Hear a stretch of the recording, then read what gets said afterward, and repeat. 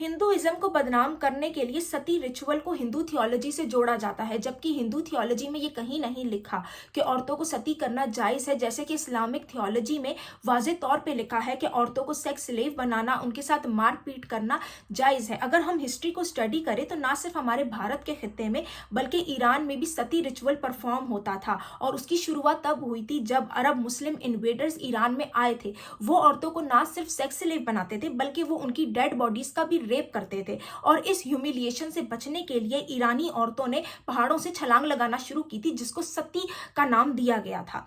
और मुस्लिम इन्वेडर ऐसा क्यों करते थे? क्योंकि इस्लाम में जायज है नेक्रोफेलिया। इनके अपने रोल मॉडल रसूल उल्लाह ने जब उनकी बेटी का जनाजा था तो उन्होंने इर्द गिर्द खड़े मर्दों से पूछा कि तुम में से कौन ऐसा है जिसने पिछली रात अपनी बीवी के साथ हमबिस्तरी नहीं की। जब तलहा ने जवाब दिया कि जी मैंने नहीं की, तो रसूल उल्लाह ने उनको कहा कि जाओ मेरी बेटी की कब्र में कूद जाओ।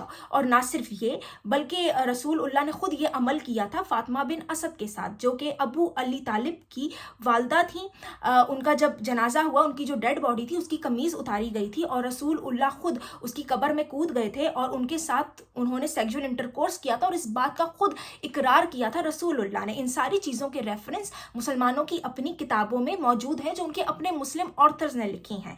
और अगर आपको यकीन नहीं आता तो आप ये भी याद रखें कि 2012 में इजिप्ट में एक लॉ पास होने वाला था जिसको कहा गया था फेयरवेल इंटरकोर्स, यानी कि मर्दों के लिए ये जायज़ किया गया था कि वो अपनी बीवी के मरने के 6 घंटे बाद तक उसकी डेड बॉडी से सेक्सुअल इंटरकोर्स कर सकते हैं। और उसको जायज़ करने के लिए उन्होंने इन्हीं अहादीस के रेफरेंसेस दिए थे जो मैंने आपको दिए हैं। लेकिन ये लॉ इतना बेजार था कि यूएन ने इस पर प्रेशर डाला और ये लॉ पास नहीं हो सका। तो इस्लाम में नेक्रोफिलिया जायज़ है और हमारे खित्ते भारत में भी औरतों ने बचने के लिए मुस्लिम इन्वेडर से, जो तुर्क से आए, जो अरब से आए, उन्होंने ये रिचुअल परफॉर्म करना शुरू किया और वो उसको अपनी मर्जी से करती थी। सबसे बड़ा रिचुअल सती का, जिसको जौहर का नाम दिया गया, जब हजारों औरतें अग्नि में, आग में कूद जाती थी, उसको जौहर कहा जाता था। और सबसे बड़ा जो जौहर तारीख में हुआ था वो रानी पद्मिनी ने किया था, और उसके बाद सेकंड जो सबसे बड़ा जौहर परफॉर्म किया था वो रानी कर्णावती ने किया था। और अगर आप हिस्ट्री को स्टडी करें तो आपको ये भी पता चलेगा कि जब हिंदू राजा महाराजा आपस में लड़ते थे तो जौहर सती के रिचुअल को परफॉर्म नहीं किया जाता था।